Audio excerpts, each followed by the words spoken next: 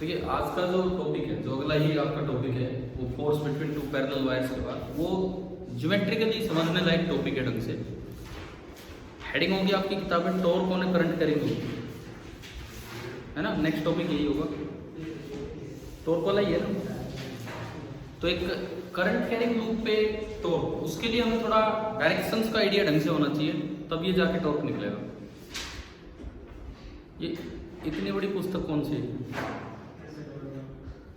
कुछ पूछना है क्या इसमें? फिर क्यों लेके आए? चलो कोई नहीं, देखो देख लो भाई, इधर सुनो। चलो मैं इस पे जाने से पहले एक छोटी सी चीज पूछता हूँ। आज मैं 10th क्लास को पढ़ा था, तो मैंने एक बहुत छोटा सा कॉन्सेप्ट पूछ लिया। वो 10th का जो टॉप बैच है, उसको एक भी बच्चे को नहीं पता होगा। पता नहीं कैसे, हाँ ग्रेविटेशन का जिक्र चल रहा था कुछ कहीं, तो मैंने एक छोटा सा पॉइंट पूछा था। मैं इसलिए आपसे पूछना चाह रहा हूँ, तो आपको भी आइडिया है। जैसे आपसे यूँ बोला जाए कि ये अर्थ, ये ग्लोब है। ग्लोब तो देखा होगा, ग्लोब जो है मतलब अर्थ है सिंपली, है ना। ये उसका एक एक्सिस ऑफ रोटेशन होता है ग्लोब पे। अर्थ का जो एक्सिस ऑफ रोटेशन है, जिसके अबाउट अर्थ घूमती रहती है, ये नॉर्थ पोल बोला जाता है और ये साउथ पोल। कोई ऐसे ही कॉन्सेप्ट चल रहा था ग्रेविटेशन का। तो मैंने तो एक छोटा सा सवाल ये पूछा कि क्या किन्हीं दो लोकेशंस पे, क्या अर्थ की दो डिफरेंट लोकेशंस पे नॉर्थ डायरेक्शन पैरेलल होती हैं या नहीं? क्या अर्थ की दो डिफरेंट लोकेशंस पे नॉर्थ डायरेक्शन पैरेलल होती हैं या नहीं?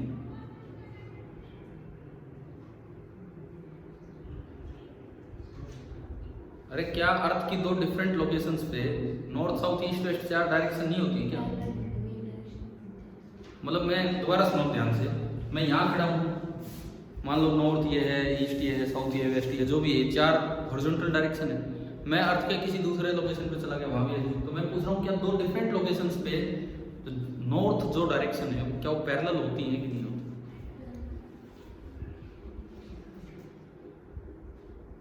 फिर हम ये मतलब बनाते कैसे किसी जगह नॉर्थ कहाँ है, साउथ कहाँ है, ईस्ट कहाँ है, वेस्ट कहाँ है? किसी भी लोकेशन पे, किसी भी लोकेशन पे करते हैं। हाइपोथेटिकल नॉर्थ तो नहीं मानते, जो रियल नॉर्थ होता है वो। देखो इसका मतलब ये तो आपको भी नहीं पता था। इधर सुनो, हम घुसे रहते हैं सवालों में, और जो छोटी जानकारी है वो भी हमें होनी चाहिए। ये तो एक्चुअली ये फिजिक्स का कम, ज्योग्राफी का क्वेश्चन ज़्यादा है, पर ये नॉर्थ साउथ ईस्ट वेस्ट तो हमारे फिजिक्स में काम आते रहते हैं। सुनिए अब इधर सुनिए। मान लो जैसे ये है, ये इंडिया है, इधर कहीं है नॉर्थर्न हेमिस्फीयर में। अब यहाँ आपको नॉर्थ डायरेक्शन देनी हो तो उसका तरीका क्या होता है? सिंपल मेथड क्या है? नॉर्थ डायरेक्शन किधर होगी बताओ? ऊपर तो कभी हो ही नहीं सकती। ये नॉर्थ साउथ ईस्ट वेस्ट तो केवल हॉरिजॉन्टल डायरेक्शंस होती है, वर्टिकल। अब आगे का क्या मतलब है? मैं इधर मूव कर लूँ तो ये आगे है, मैं इधर मूव कर लूँ, मान लो मैं कुर्सी घुमा लूँ तो नॉर्थ उधर हो जाएगा। ना ये क्या मतलब है भाई? मेरा नॉर्थ इधर है, इसका नॉर्थ उधर है, ऐसे थोड़ी होता है। एक लोकेशन पे तो एक नॉर्थ है।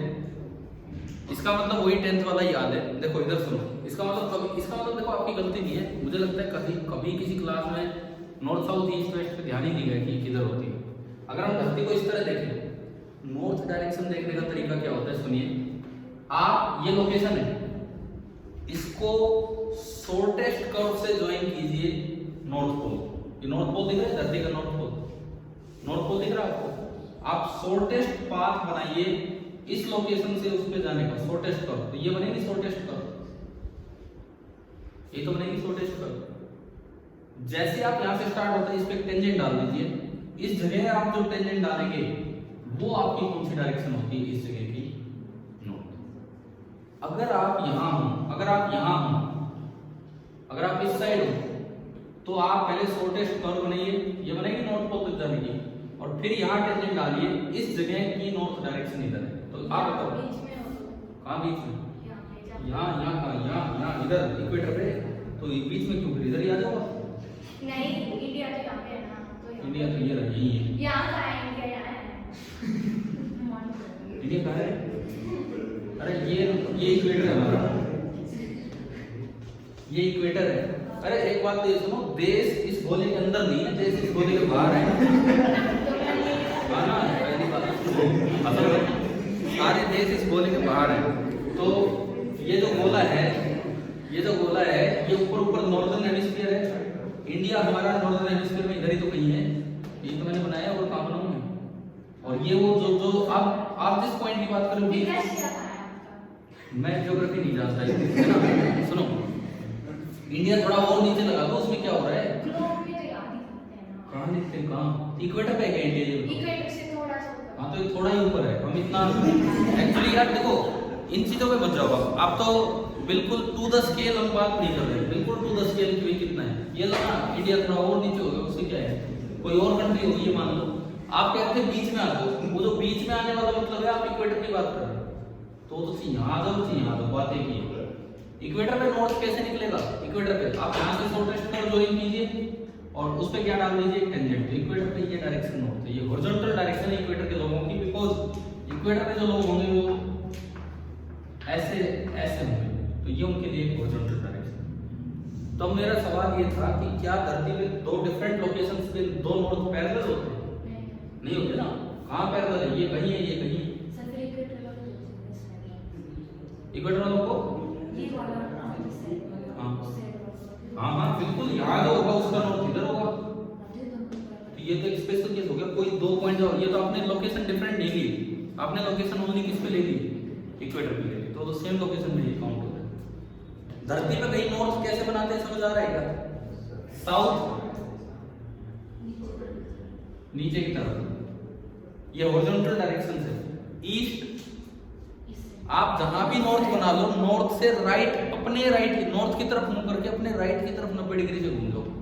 भाई यहाँ कोई आदमी खड़ा है, देखो इस जगह कोई इंसान है, इस जगह कोई इंसान है, ये नॉर्थ साउथ ईस्ट वेस्ट होता है, ठीक है।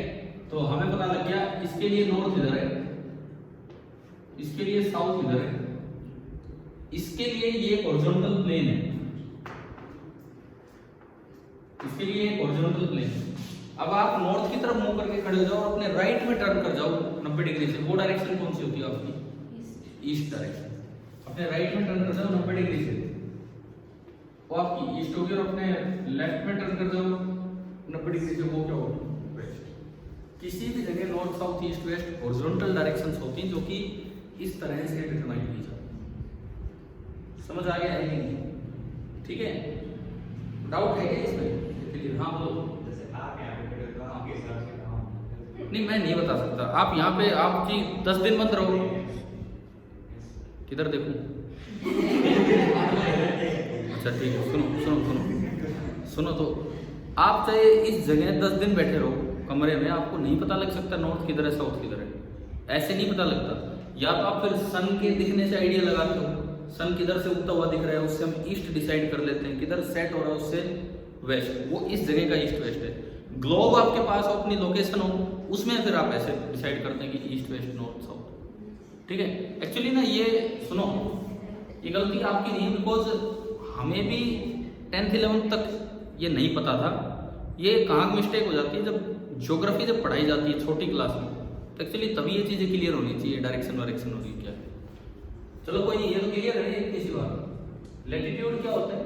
लैटिट्यूड ये क्या है? लैटिट्यूड, अरे लैटिट्यूड ये होता है जैसे आप यहाँ हो तो इस इक्वेटोरियल के साथ आपका ये कितने एंगल पे है, this is known as latitude, this angle is known as colatitude. आपके एचसीबी में भी क्वेश्चंस यूज हो रहे हैं इनमें, ग्रेविटेशन में इन चीजों का। ये एंगल लैटिट्यूड होता है, ये कोलैटिट्यूड होता है। चलिए अब हम आगे बढ़ते हैं, अपने काम पे निकल के आते हैं उसी पे, क्योंकि देखो अर्थ मैग्नेटिज्म हमारे सिलेबस में है, तो हमें थोड़ा थोड़ा इन चीज़ों का आइडिया होना चाहिए। लैटिट्यूड कोलैटिट्यूड ये काम आएंगे अर्थ मैग्नेटिज्म वाले पार्ट में। आज तो खैर वो टॉपिक नहीं है, आज तो टॉपिक नहीं है, लेकिन अपनी थोड़ी ज्योग्राफी भी क्लियर रखो इस मामले में, ठीक है। जब भी नेक्स्ट टाइम अर्थ मैग्नेटिज्म पे आएंगे तो इन चीज़ों को और डिटेल में जिक्र करेंगे क्या है। चले आगे बढ़े, इसमें कुछ पूछ रहे हो क्या? बताओ। ज्योग्राफी में पढ़ते सर, मुझे ये बताओ लैटिट्यूड और लॉन्गिट्यूड लाइंस हैं कि एंगल्स हैं? क्या लैटिट्यूड और लॉन्गिट्यूड एंगल्स होते हैं, एंगल्स। बच्चे पता नहीं क्या रट लेते हैं, बोले वर्टिकल लाइन है हॉरिजॉन्टल लाइन, क्योंकि क्योंकि क्योंकि हमें भी ऐसे ही पढ़ाया गया था कभी, तो वो छोड़ो। जब हम अर्थ मैग्नेटिज्म वाले पार्ट पे चलेंगे, आएगा अभी 1-2 दिन में, तो वहाँ जरूर हम इन चीज़ों पे भी थोड़ा क्लियर करेंगे कि क्या है क्या नहीं। कई बार ना इस चैप्टर में इतना इंटरेस्ट बन जाता है बच्चे का कि वो फिर जियो मैग्नेटिज्म ही ब्रांच ले लेता आगे। ऐसा देखा मैंने एक दो केसेज में। बीटेक जैसे रुड़की में है, CIT रुड़की में, वो चले ही उधर जाते हैं। कोई अगर मेडिकल वैसे मतलब साइंस लाइन में जाना चाहे, वो जियो फिजिक्स में चले जाते हैं। मतलब ऐसे देखें, ये इस तरह का इंटरेस्टिंग चैप्टर है। अभी आज हम जिस टॉपिक पे चल रहे हैं, दैट इज द कि कोई एक करंट कैरिंग लूप है, उसको मैग्नेटिक फील्ड में रखा है, तो उस पर फोर्स तो जीरो होगा। क्यों? एक करंट कैरिंग लूप को, करंट कैरिंग क्लोज लूप को अगर आप यूनिफॉर्म मैग्नेटिक फील्ड में रख देते हैं, तो उस पर जो नेट फोर्स होगा वो जीरो होगा। इसका कारण बताएं। आपने फॉर्मूला पढ़ा था F = I × L cross B। अब वो L वेक्टर क्या होता है? अगर स्ट्रेट वायर है तो वही L है, अगर टेढ़ी मेढ़ी वायर है तो इनिशियल से फाइनल पॉइंट को ज्वाइन कर दो। लूप कैसे भी रखा होगा, इनिशियल से फाइनल को ज्वाइन कर दो, ये L होगा। और अगर बिल्कुल ही क्लोज है तो L कितना होगा? 0। तो I × L क्रॉस B भी कितना हो जाएगा? 0। ठीक है। एक करंट कैरिंग लूप को, क्लोज लूप को अगर आप यूनिफॉर्म मैग्नेटिक फील्ड में रखेंगे तो हमेशा नेट फोर्स उस पर कितना रहेगा? 0 रहेगा ना। L वेक्टर होता है वहां पे। L वेक्टर का मतलब उसकी वेक्टर है, वो 0 का होगा। ठीक है। सर्कुलर हो, रेक्टेंगुलर हो, लो मैं एक रेक्टेंगुलर लूप लेके चलता हूँ, आपको ये भी दिख जाएगा, फोर्स 0 होगा और टॉर्क नॉन 0 होगा। समझते हैं इस चीज को? सपोज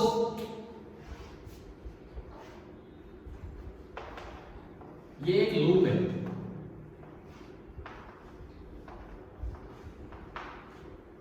ये एक करंट कैरिंग लूप है, और ये मैंने एक्सिस बनाया है जिसके ऊपर घूम सकता है बाद में। ठीक है। मैं इसका नाम लूं PQRS, और सपोज इसमें करंट ऐसे जा रहा है, एक PQRS लूप है और इसमें करंट ना ऐसे फ्लो कर रहा है। ठीक है। और मुझे पता लगाना है कि अगर मैंने इस लूप को मैग्नेटिक फील्ड B में रख दिया, इस तरह B है कि B ने इसके प्लेन के साथ अल्फा एंगल बना रखा है और इसके नॉर्मल के साथ थीटा एंगल बना रखा है, मतलब theta plus alpha 90 degree. Diagram आ रहा होगा इसका, theta plus alpha is 90 degree, है ना भाई? दिख रहा है डायग्राम? तो आपको ये बताना है कि इस पे फोर्स कितना होगा, वो मैंने बोल दिया 0 होगा। अब देखते हैं, और टॉर्क कितना होगा, और ये अच्छे से डायग्राम के साथ समझ आना चाहिए। पहले मैं फोर्स ऑन वायर SP निकालूं, ऊपर से शुरू करूं। SP, ये है SP। I × L cross B करना है मुझे। एक बार आप 2 पेन लो मुझे, देखो I × L क्रॉस B। एक बार पहले आप डायरेक्शन देख लो सारी। ये पहली बार जो SP L है, L तो यही है, करंट चलोगे बाहर निकल रहा है बोर्ड से, और B किधर है? आगे। क्या बन गया ऐसे? SP वेक्टर जो है, L वेक्टर तो इधर है, और B किधर लगा रखा आपने? आगे। राइट हैंड का यूज करना है, L क्रॉस B करना आता है। L पे हाथ रखा, B की तरफ घुमाए, तो पहला फोर्स किधर है? ऊपर। समझ आया? SP वायर पे जो फोर्स है वो ऊपर आएगा। अभी बना लेंगे। अब मैं बात करूं PQ पे। PQ में करंट किधर है? नीचे, और जो B है वो आगे। L पे हाथ रखा, B की तरफ घूम लिया, L क्रॉस B आउटवर्ड। इस पे किधर आया? ऊपर। इस पे किधर आया? बाहर। अब आता हूं मैं QR पे। QR में देखिए, QR में करंट अंदर है, U टेढ़ा, और B इधर है। L क्रॉस B करना है मुझे, L क्रॉस B। L पे हाथ रखा, B की तरफ घुमाया, किधर आ रहा है? नीचे। समझ आ रही है नहीं डायरेक्शन? पहले पे ऊपर आया, इस पे बाहर आया, इस पे नीचे। अब बताओ RS, B आगे, RS पे L क्रॉस B यूं होगा, तो अंगूठा किधर जा रहा है? अंदर। तो मेरे पास ना चारों फोर्सेस की डायरेक्शंस आ गई। ये जो 4 फोर्सेस लग रहे हैं, चारों डायरेक्शंस आ गई हैं। देखते हैं। देखो SP पे पता लगा फोर्स ऊपर है, इस पे पता लगा बाहर है, इस पे पता लगा नीचे है, और इस पे अंदर। ये 4 फोर्स आपके पास आ गए। ठीक है। मान लो लेंथ ऑफ द लूप है L and suppose breadth of the loop है B। लेंथ L है और ब्रेड्थ B है, चारों फोर्स समझ आ रही है। ये F1 का मैग्नीट्यूड कितना होगा? I B B, देखो B आगे है, इसके लिए करंट इधर है, ये एंगल अल्फा है, ये एंगल अल्फा है, तो ये कितना बचा? 180 माइनस अल्फा। और साइन 180 माइनस अल्फा कितना होगा? Sine 180 minus alpha sine alpha. तो ये आपका F1 आया IBB साइन। समझ आया? एक बार F3 पे आ जाओ। F3 में करंट अंदर जा रहा है, B आगे है, ये एंगल कितना है? कितना है ये एंगल? अल्फा। जब आप F3 लिखोगे तो आएगा I, लेंथ इसकी B है, B और साइन अल्फा। क्या ये दोनों फोर्स इक्वल एंड अपोजिट है कि है ना? ये दोनों एक दूसरे को कैंसिल आउट कर रहे हैं, घुमा भी नहीं पा रहे क्योंकि ये ऊपर खींचना चाह रहा है, ये नीचे खींचना चाह रहा है, इसी के प्लेन में लग रहे हैं। समझ आया? अब मैं इसकी बात करूं, ये जो बाहर की तरफ फोर्स आया था, ये कितना लग रहा है बाहर की तरफ? F2 कितना होगा? F2 ILB बस, क्योंकि एंगल है 90 डिग्री। L नीचे B आगे, L नीचे B आगे, तो एंगल कितना हो गया इनके बीच का? 90 डिग्री। साइन 90 डिग्री कितना होता है? 1। समझ गए? सिमिलरली ये वाला भी एंगल 90 डिग्री है। F4 भी कितना होगा? I into B into B ना L into B। अब देखो क्या ये भी दोनों इक्वल एंड अपोजिट है कि नहीं दोनों? तो ये भी कैंसिल हो गए, तो नेट फोर्स कितना है? 0। ये तो आप याद रखो एक रिजल्ट, कभी भी कोई क्लोज लूप अगर यूनिफॉर्म मैग्नेटिक फील्ड में रखा है तो उस पे नेट फोर्स हमेशा कितना होगा? 0 ही होगा। क्या ये बात आ गई है ना समझ? ये तो हमने इसमें वेरीफाई कर लिया। अब बताओ ये टॉर्क 0 है कि नॉन 0? ये दो तो नहीं घुमा पा रहे, लेकिन इन दोनों ने तो देखो क्या कर रखा है, ये अंदर लग रहा है और ये लूप है मेरा, इस पे तो बाहर फोर्स लगे, इस पे अंदर, तो क्या ये यू टर्न कर जाएगा? यू टर्न अगर कर रहा है तो अबाउट द दिस एक्सिस, यानी कि टॉर्क ऊपर की तरफ यूं। तो मुझे अब ये ना टॉर्क निकालना है कि टॉर्क क्या होगा। समझ आए? इन दो का तो टॉर्क 0, मुझे अब इन दो का टॉर्क देखना है, इन दो का। ये लेंथ कितनी है? B। ये एक फोर्स कपल बना, एक फोर्स कपल का टॉर्क होता है magnitude of one force into perpendicular distance between their line of action. याद है ये बात?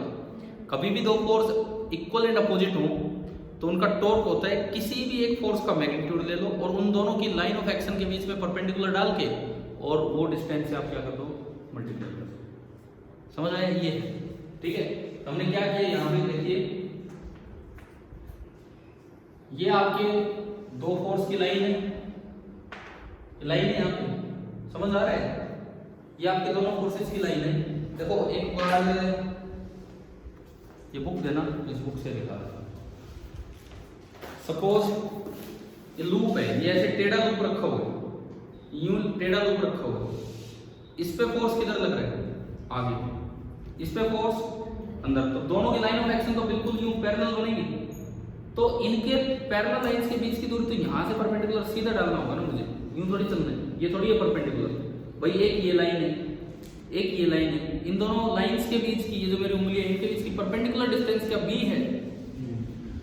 B नहीं है, बल्कि B का एक कंपोनेंट है। ये एंगल थीटा है, बस तो ये बनी गया उससे B cos थीटा। आ रहा है समझ? देखो मैं डायग्राम ये थोड़ा साइड में बना के दिखाता हूँ क्या है इस तरह से। ये ऐसा है कि आपका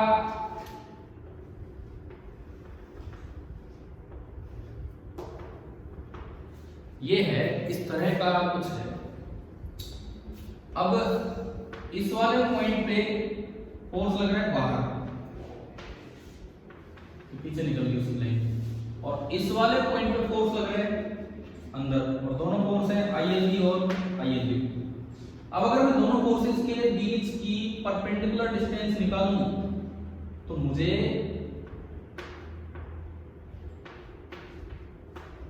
यूं डालना होगा परपेंडिकुलर। समझ गए?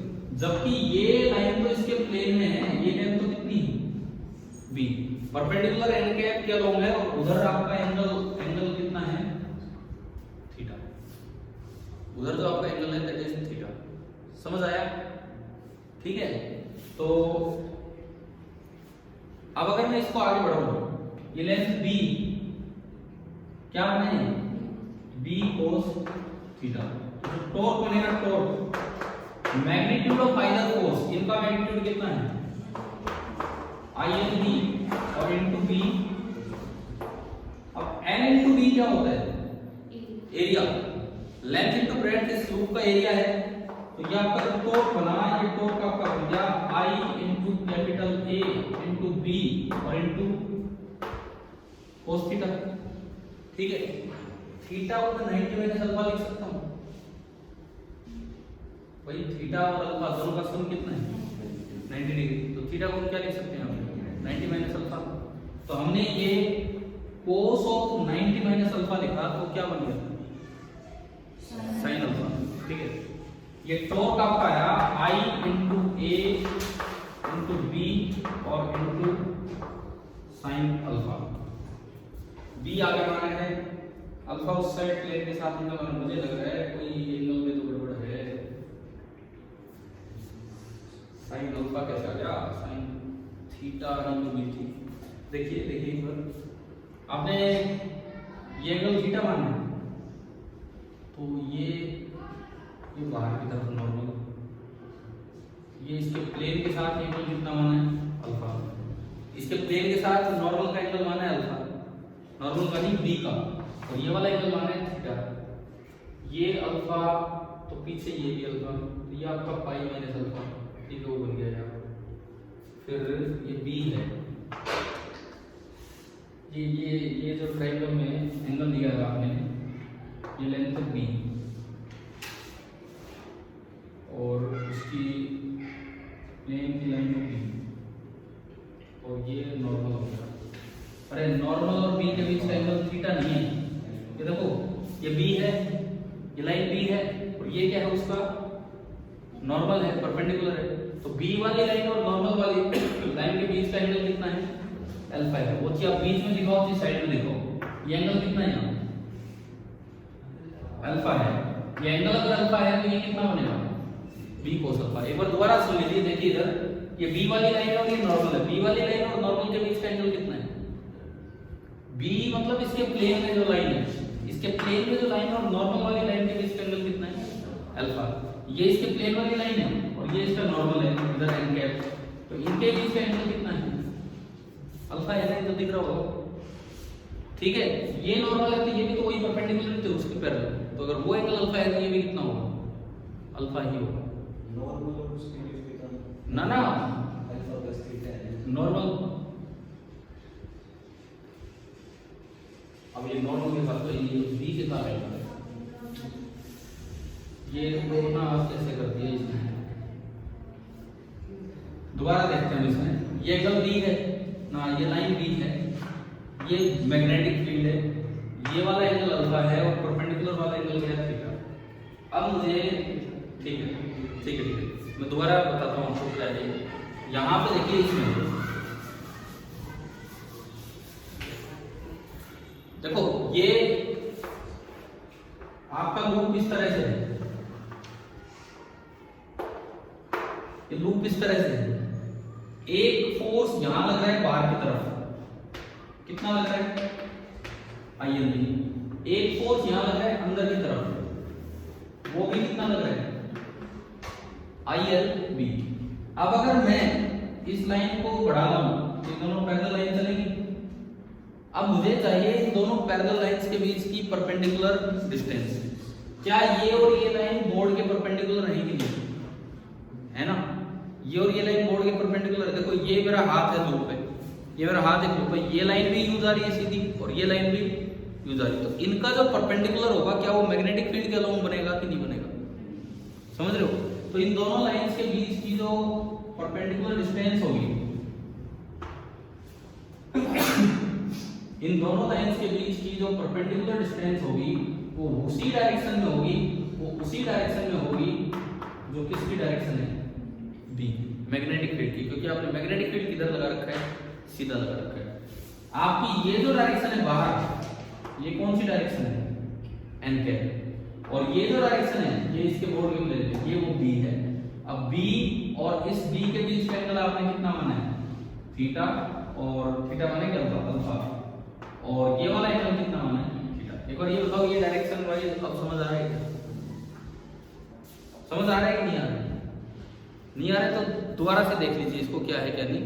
एक ये पेपर है, लूप है, इसमें एक फोर्स बाहर लग रहा है और एक फोर्स अंदर लग रहा है। दोनों एक फोर्स कपल बना रहे हैं। उनका टॉर्क होगा magnitude of one force ILB into perpendicular distance between their line of action.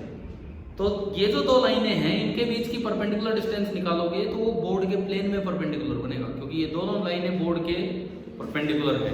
तो जो परपेंडिकुलर होगा वो बी के लॉन्ग जाएगा।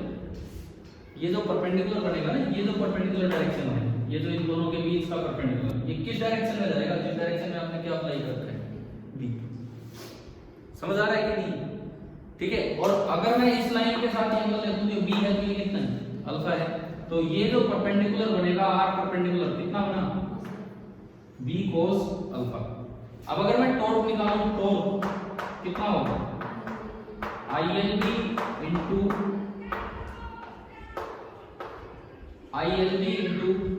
B cos alpha. यह आपका बना I into LB into B cos alpha. अभी थोड़ी देर पहले हमने जो एक मिस्टेक की थी, वो क्या की थी? एंगल सही नहीं दिए थे। क्योंकि कारण क्या था? हम दोनों लाइन के बीच का जो परपेंडिकुलर डाल रहे थे, वो सही दिशा में नहीं डाला हमने। वो बी के लॉन्ग आएगा, अब उसे नॉर्मल के लॉन्ग दिखा देते उसको। इस तरह का कुछ गड़बड़। एक बार ये बताओ, क्या अभी भी आपको परपेंडिकुलर और ये एंगल क्लियर हुए हैं कि नहीं हुए? हाँ जी, आप बताओ। नहीं हुआ? नहीं आया हो तो हम आराम से एक कॉपी ले अपनी, उस पर दो पेन लगाएं, एक बाहर एक इधर पैरेलल। अब उनके बीच का परपेंडिकुलर डिस्टेंस देखना तो बिल्कुल सीधा डालना होगा, और बिल्कुल सीधी डायरेक्शन में हमने क्या लगा रखा है? Magnetic field. यानी कि जो आर परपेंडिकुलर है, ये बी की डायरेक्शन में होगा। बन गया आपका। अब एल इंटू बी क्या होता है? एरिया। तो ये आपका बना i into area into magnetic field. और अल्फा को मैं लिख सकता हूँ 90 माइनस थीटा। तो ये आपका 90 minus theta. Cos 90 minus theta क्या होता है? Sine theta. तो आपका टॉर्क बना, फाइनली टॉर्क बना I into a into b और इंटू साइन थीटा। इस I इंटू ए को एक नई टर्म बोला जाता है magnetic moment of the loop. ठीक है, इसलिए बोला जाता है ताकि ये डाइपोल वाले टॉर्क से मिलता जुलता फॉर्मूला बने। उसका फॉर्मूला होता है P क्रॉस B, जैसे P क्रॉस E वहां होता था। तो देखो, P होता है नॉर्मल के लॉन्ग। ये एक नई टर्म डिफाइन होती है कि अगर एक करंट कैरिंग लूप हो, उसमें करंट क्यों जा रहा है, तो आप राइट हैंड को यूं घुमाएं, अंगूठा जिधर आएगा वो P की डायरेक्शन है, मैग्नेटिक मोमेंट। ठीक है। और करंट, मैग्नेटिक मोमेंट क्या होगा? Current into area of cross section और एरिया ऑफ लूप। और अगर नंबर ऑफ टर्न्स भी दिए हों तो साथ में वो n से भी मल्टीप्लाई कर देते हैं। तो इसको हम P लिख देते हैं। तो टॉर्क आपका बना P magnetic into B into sin theta, where theta is the angle between P and B। B इधर है और P इधर है। P और B के बीच का एंगल थीटा है। तो ये क्रॉस प्रोडक्ट बन रहा है कि डॉट क्रॉस, टॉर्क हो गया P क्रॉस B। अब यहाँ एक कंफ्यूजन ये होता है कि भाई B क्रॉस P क्यों नहीं लिखा? B क्रॉस P वो डायरेक्शन के हिसाब से नहीं लिखा। वो देखो आप, P यूं है बाहर की तरफ टेढ़ा और B सीधा। P इधर है, P इधर है और B सीधा है। तो मैं अगर P क्रॉस B करूं तो अंगूठा किधर आ रहा है? ऊपर। और B क्रॉस P करूं तो अंगूठा नीचे। और मेरा टॉर्क है किधर? मैं चेक करूं, देखो ये पार्ट बाहर आ रहा है, ये पार्ट अंदर। तो ये यूं घूमेगा तो टॉर्क की डायरेक्शन क्या होगी? ऊपर। तो इसलिए ये क्या होता है आपका P क्रॉस B। एक्चुअली ये एक बड़ा अच्छा प्रूफ है। इसमें अटक जाते हैं बच्चे, ये डायरेक्शन में बच्चे क्या अटक जाते हैं। हम ही वो गलती कर गए थे बीच में, थीटा वाली, समझ गए हो ना ये? ठीक है। तो ये थोड़ा क्लियरली आपको समझ आना चाहिए क्या है क्या है। क्लियर यहां तक? Torque of current carrying loop तो ये हो गया। अब इसमें अगर आप एक तो फॉर्मूलों की बात करें, P मैग्नेटिक मोमेंट, उसका फॉर्मूला है number of turns into current into area. ठीक है। टॉर्क की बात करें, टॉर्क P क्रॉस B है, तो P क्रॉस P को अक्सर बच्चे ऐसे लिख लेते हैं बिना साइन थीटा। अरे कुछ नहीं है, जैसे बिना करते हैं बिना साइन थीटा, ये और कुछ नहीं है भाई। क्या था कि मैं जैसे पहले पढ़ाता था एक स्कूल में यूनिवर्सिटी में, तो वहाँ 12th में एक लड़की का नाम था बीना। 12th में टॉपिक हो गया तो पूरी क्लास ने ये इसका फॉर्मूला ही बना दिया बिना साइन थीटा इस तरह से। तो तब से फिर मैं भी इसको बिना साइन थीटा ही बोलने लगी। और क्या ये कुछ नहीं है, NIA into B into sine theta, वो है। क्लियर है? ये फॉर्मूला आ गया समझ में। अब बात ये आती है कि कोई लूप है, ये कैसे डिसाइड करें कि वो लूप अभी स्टेबल इक्विलिब्रियम में है कि अनस्टेबल इक्विलिब्रियम में। जैसे डाइपोल में नहीं होता था, डाइपोल में अगर P और B सेम डायरेक्शन में है तो थीटा 0 टॉर्क 0, वो भी एक इक्विलिब्रियम है। P और B अपोजिट डायरेक्शन में है तो भी थीटा 0 टॉर्क 0, वो भी इक्विलिब्रियम है। लेकिन अगर P और B सेम डायरेक्शन में है तो कौन सा इक्विलिब्रियम है? स्टेबल। अगर आप ये था, अगर मैं इसको बिल्कुल यूं रख दूं, इसका P भी उधर था, B भी उधर है, तो रेस्ट पे भी रहेगा और आप डिस्टर्ब भी करोगे तो वापस आएगा। ये कैसा इक्विलिब्रियम है? स्टेबल। अगर आपने यूं रख दिया कि इसका मैग्नेटिक मोमेंट इधर बने और B उधर, तो रेस्ट पे तो रहेगा अभी, लेकिन बस ये टेम्परेरी रेस्ट पे, अगर कोई हल्का सा घुमा देगा तो दूसरी साइड चला जाएगा। तो ये आपके होते हैं स्टेबल इक्विलिब्रियम और अनस्टेबल इक्विलिब्रियम। लूप का ये पार्ट समझ में आया? इसके जस्ट बाद शायद टॉपिक होगा आपकी किताब में current loop as a dipole, है ना? वो भी एक बहुत अच्छा टॉपिक है, देखिए।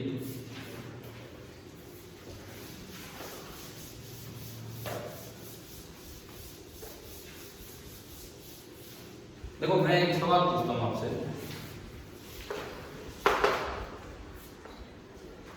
ये एक करंट कैरिंग लूप है जिसमें R रेडियस है और करंट फ्लो कर रहा है कितना? I, ठीक है? ये इसका एक्सिस है। मान लो मैं एक्सिस पे काफी दूर चला गया, R डिस्टेंस दूर, आपसे B पूछा जाए, आप जानते हो लिखना, फॉर्मूला याद करें हमने, बिनोट है ना, ये R square upon 2 times R square plus x square power 3/2। ये दूरी x है, ये दूरी x है एंड x बहुत ज्यादा बड़ी है किससे? लेकिन सवाल यहाँ का नहीं आया, सवाल यहाँ का आ गया कि इधर बताओ x डिस्टेंस दूर where x is very much greater than r। क्या हमने कोई ऐसा फॉर्मूला याद किया है? क्या रिंग का, इसका करंट कैरिंग लूप का इधर कोई फॉर्मूला याद कर रखा हमने? हमने तो खाली एक्सिस पे ही याद किया है। एक्सिस का भी याद किया है कि नहीं बनती, ये बताओ। याद है? एक्सिस का तो भी आपका क्या होता है?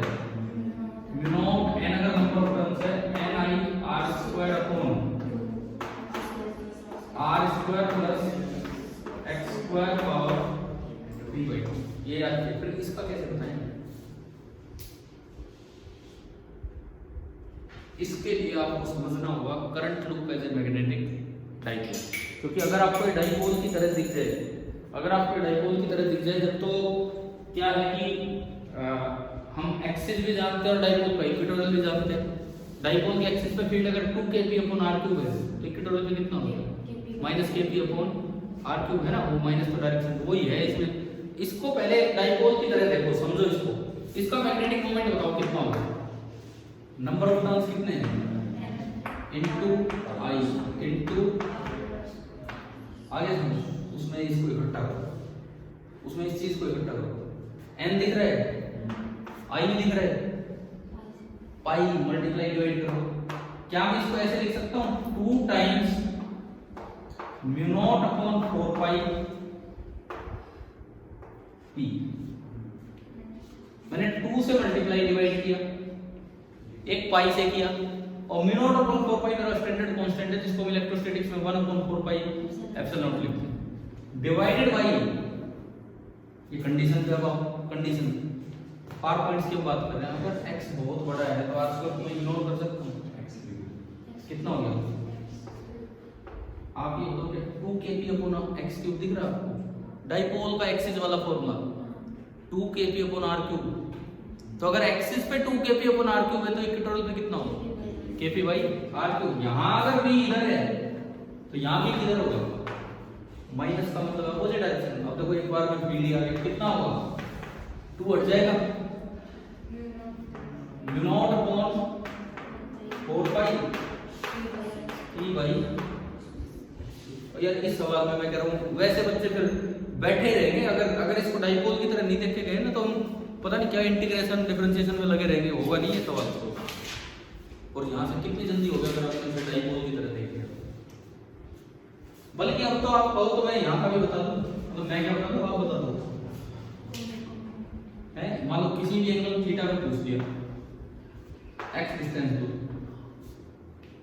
जनरल फॉर्मूला याद है आपको, KP बाई आर क्यूब, के की जगह म्यू नॉट अपॉन 4 पाई पी वही है जो एक बार लिख दिया, बाई आर का मतलब है x cube into under root of, अरे याद है कि ये फॉर्मूला 1 + 3 cos स्क्वायर थीटा।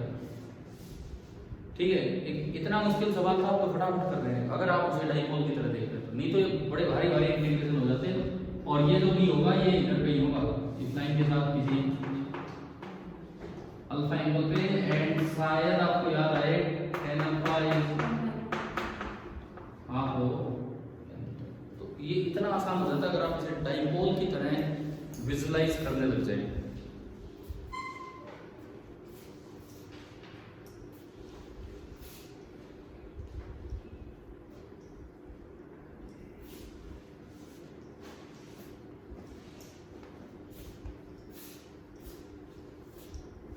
देखो ये तो रखना है दिमाग में, नहीं तो ये सवाल ही सोच नहीं होंगे रिंग वाले अगर ये डाइपोल की तरह देखने वाली बात नहीं रखोगे तो।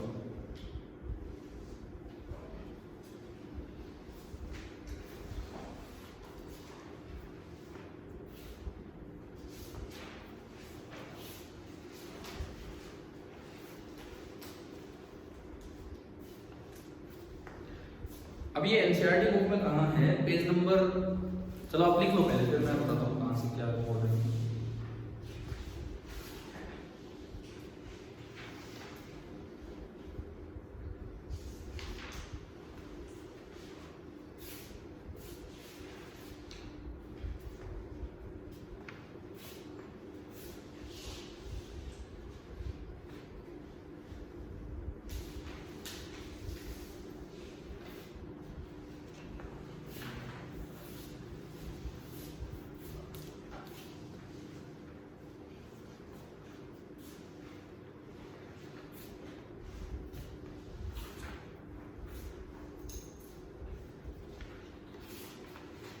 हम ये गैल्वेनोमीटर से पहले का पूरा कर रहे होंगे अभी कुछ और चीजें पढ़ के, ताकि कल एक क्लास गैल्वेनोमीटर के लेके कंप्लीट हो जाए वाले।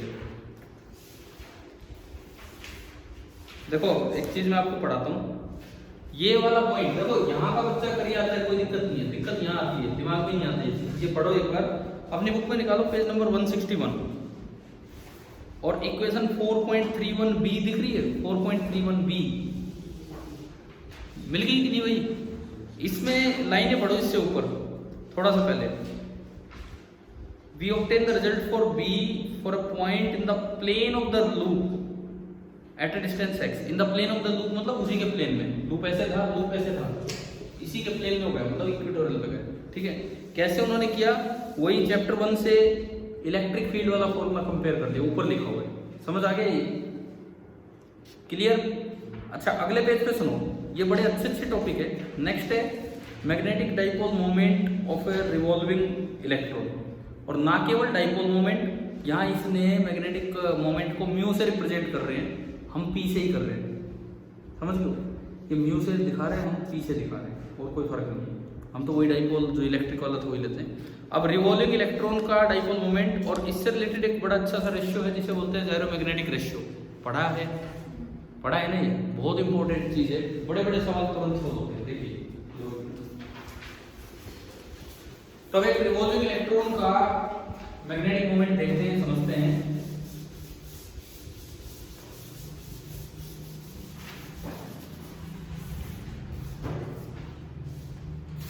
सपोज ये इलेक्ट्रॉन घूमने लग रहा है ऐसे, तो सबसे पहले आप इसका करंट बताओ कैसे बनाया, अगर इसका रेडियस r है, करंट ऐसे होगा या अपोजिट,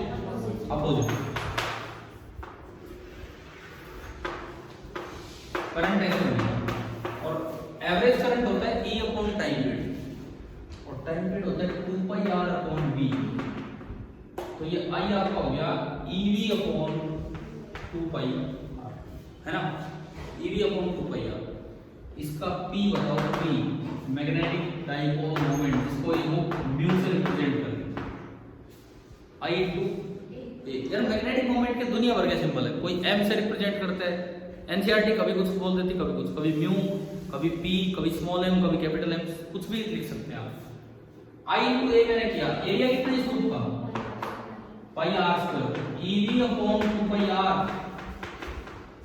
और into pi r square, pi से पाई गया, आर से आर। तो एक बड़ा अच्छा सा रिजल्ट आता है, एक रिवॉल्विंग इलेक्ट्रॉन का जो मैग्नेटिक मोमेंट होता है, मैग्नेटिक डाइपोल मोमेंट, वो कितना होता है, EVR अपॉन, किधर होते हैं, करंट ऐसे बना तो इनवर्ट हो गया, मतलब जिधर इलेक्ट्रॉन घूम रहा है उससे अपोजिट डायरेक्शन में आप ये देखिए। अब एक चीज और, अगर इस इलेक्ट्रॉन का मास m है तो अबाउट द सेंटर इसका एंगुलर मोमेंटम क्या होगा, mvr। ये हमने पढ़ा होता है क्वेश्चन में, mvr होता है, और वो ऐसे होता है अगर कोई सर्कल में घूम रहा है तो बाहर। अब ये mvr तो बाहर है और ये जो EVR के 2 था ये अंदर था, तो क्या दोनों की डायरेक्शन अपोजिट आ गई, डायरेक्शन अपोजिट आ गई। इनका रेशियो एक बड़ा इंपॉर्टेंट रेशियो होता है। अगर मैं P/L निकालूं, P/L कितना आ रहा है, VR से VR cancel, E/2m। Direction wise अगर लिखें, डायरेक्शन वाइज अगर लिखें तो ऐसे लिखा जाता है P vector is minus E/2m into direction opposite. इस रेशियो को नाम दिया जाता है, ये जो रेशियो है इसको बोलते हैं, ये तो मैकेनिकल वर्ड हो गया और ये मैग्नेटिक वर्ड हो गया। ये तो L को रिप्रेजेंट करता है और ये P को, समझ लो, डायमैग्नेटिक रेशियो, या फिर इसका एक और भी नाम होता है, उसमें तो यही नाम दिया है, मैग्नेटो मैकेनिकल रेशियो।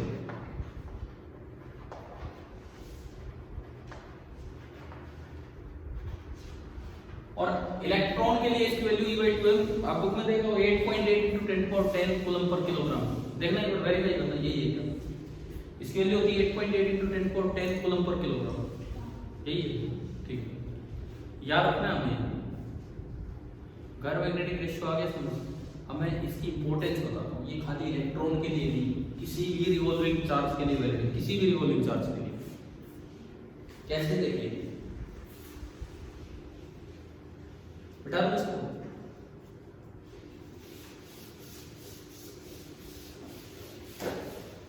सपोज कभी ऐसे कोई सवाल आ जाए, एक डिस्क है,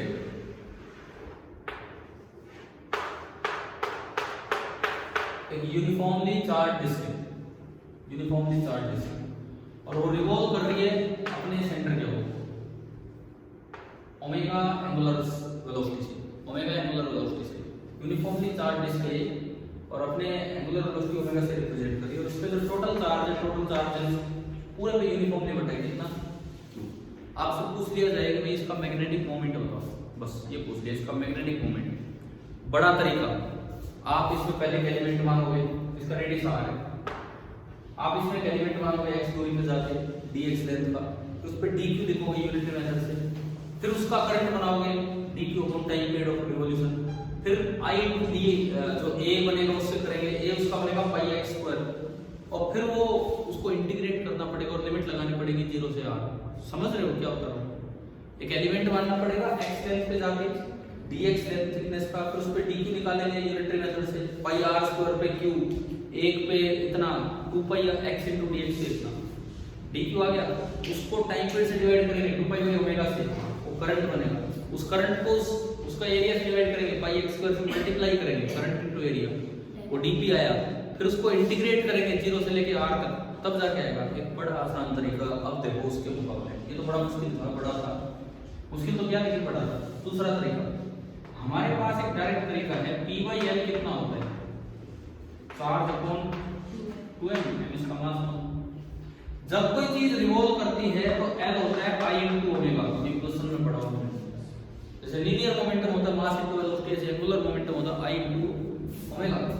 I डिस्क का तो क्या होता है और इंटू ओमेगा, ये इसमें पुट कर दो तो P देखो Q/2m और इंटू 12 करोगे तो m r square omega by 2, m से m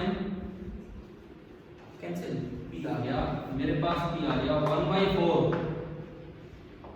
q omega r square. जो काम एलिमेंट मान के इंटीग्रेशन करके लाना तो वो यहाँ से डायरेक्ट आता 1/4 q ओमेगा r स्क्वायर। तो this is the importance of this ratio. अब वो डिस्क के नीचे स्फीयर आ गया, हमारे लिए बड़ा आसान है। एचसी वर्ग में जाने चैप्टर का तो आखिरी देखो, एचसीबी के आखिरी क्वेश्चन तो बड़े अच्छे माने जाते हैं, बहुत अच्छे हैं, उन्होंने बड़े अच्छे बनाए हुए एलिमेंट मान के करना स्फीयर का। लेकिन अगर बच्चा इससे करके आएगा तो तुरंत हो रहा है भाई, स्फीयर भी घूम जाए कोई फर्क थोड़ी पड़ रहा है। सॉलिड स्फीयर है तो आई 2/5 mr स्क्वायर, होलो स्फीयर है तो आई 2/3 mr स्क्वायर। तो केवल ये फैक्टर चेंज होता है, बाकी क्या रहता है आगे सेम रहता है। फेरोमैग्नेटिक रेशियो क्लियर हो गया ये, ठीक है। अब देखो बुक दोबारा देखना, इसमें बोर मैग्नेट्रॉन जैसी चीज डिफाइन की होगी इन्होंने। हाँ, ये केमिस्ट्री में आया है बोर मैग्नेट्रॉन, ये नहीं आया, आया है ना, ठीक है। ये एंगुलर मोमेंटम ही होता है रिवॉल्विंग इलेक्ट्रॉन का। किस तरह से इन्होंने डिफाइन किया है, ये वापस उस पे आओ, वापस वहीं पे लौट के, ये इलेक्ट्रॉन रिवॉल्व कर रहा था, उसका पी आया था EVR/2, ठीक है। यहां से EYL आ गया E/2m। अब इन्होंने कहा कि जो P है E/2m × L, भाई P को म्यू क्यों लिख रहे हैं, उसका एक कारण है। L क्या है, एंगुलर मोमेंटम। तो कई बार बच्चा सोचता है कि P क्या है, लीनियर मोमेंटम, तो इसलिए वो म्यू से रिप्रेजेंट कर रहे हैं। लेकिन हमें पता है क्या है, मैग्नेटिक डाइपोल मोमेंट। अब आपने बोर का क्वांटाइजेशन प्रिंसिपल पढ़ा है, L = NH/2π। आप अगर L को लिखते हैं NH/2π तो N बाहर आ गया और बाकी सब EH/4πm constant. This is the magnetic moment. अब ये फिर से क्वांटाइज हो गया, ये भी क्वांटाइज हो गया भाई, ये तो कांस्टेंट वैल्यू है m मास ऑफ b, और मल्टीप्लाई बाई क्या हो गया n मतलब प्रिंसिपल क्वांटम नंबर। n यहाँ क्या था, फर्स्ट ऑर्बिट के लिए n1 सेकंड, समझ गए हो। n is the principal quantum number, मतलब जो magnetic moment of revolving electron है वो भी क्वांटाइज है। और इस पैरामीटर को बोलते हैं वन बोर मैग्नेट्रॉन, म्यू भी से रिप्रेजेंट कर देते हैं। This is called one bore magnetron. पढ़ लोगे यहाँ से। इसमें ये भी दिया जाता है, इसके अलावा एक एक्स्ट्रा स्पिन मैग्नेटिक मोमेंट भी होता है, वो मैं नहीं पढ़ता हूँ, हमारे सिलेबस से बाहर की बात है। मैं तो बस कैसे बता देता हूँ, उसमें उस स्पिन वाले में जाते हैं तो नीचे 2 नहीं आता, वो EYM आ जाता है, लेकिन वो हमारे सिलेबस से बाहर की बात है। पर इसमें थोड़ी जानकारी दे रखी है नीचे। चलो ये आ गया समझ में यहाँ तक, ठीक है। अब एक चीज ये सुनो, ये जो एग्जाम्पल है ना, तो 11 और 12 आज जो पढ़ा है टॉट वाला, उसके बाद क्या पीछे हमने सारे एग्जाम्पल कर लिए यहाँ तक 10 तक। देखो अगर नहीं किए तो करते चलो, नहीं तो फिर दिक्कत ही होगी इसमें, अब भी नहीं करेंगे। तो ये जो आपका 11 और 12 है, कम से कम ये 2 सोल्ड एग्जाम्पल करके रखना। एक्सरसाइज में अब तो पूरी ही करनी है। हमारा केवल और केवल क्या बचा है, गैलोमीटर, केवल मूविंग कॉइल गैलोमीटर और उसका कन्वर्जन। तो आप ये आखिर के 2 सवाल छोड़ सकते हैं एक्सरसाइज में, केवल लास्ट के 2 सवाल। एक तो ये आखिरी 2 सवाल 27, 28, और एक और था गैलोमीटर पे कहीं बीच में, शुरू में ही था। हाँ ये 10th, एक क्वेश्चन नंबर 10th और ये 11, 12 छोड़ के ना 27, 28 छोड़ के। देखो हमारी कोशिश रहेगी कल अपना ये चैप्टर खत्म हो जाए, ताकि अगले 1-2 दिन में, कल कितनी तारीख हो जाएगी 21, ठीक है। फिर अगले 1 या 2 दिन में हम अर्थ मैग्नेटिज्म भी पूरा करें। मैंने बताया था आपको, हमें इस महीने 31 का है ना महीना, इस महीने भाई ये कंप्लीट करना है, कैसे भी करके एक्स्ट्रा टाइम लगाना पड़ो, कैसे लगाना पड़ो। कल संडे है, मैं लगाता आपका एक्सरसाइज, लेकिन कल आपका पेपर भी है ना, कितने बजे जाना है, कितने बजे? 1 से स्टार्ट है और कब तक? 4 तक। तो फिर यूँ बताओ, यहाँ की क्लास सुबह आ जाओगे? कल तो मैं ज़्यादा टाइम लगा नहीं पाऊंगा, एक्चुअली काम है काफ़ी कल, तो आप सुबह ही आ जाओगे, जब भी थोड़ा कंफर्टेबल सा सुबह वाला टाइम। बताओ कितने बजे आओगे? 8 से 9। ठीक है भाई, 8 से 9 फिर कल हमारा ये टाइम रहेगा और हम इसमें मूविंग कॉल गैलोमीटर और ये पार्ट करेंगे। किसी को प्रॉब्लम हो तो अभी बता दो, 8 से 9 में कोई दिक्कत हो। ठीक है, तो फिर कल सुबह 8 से 9 ये पूरा कर दें। ठीक।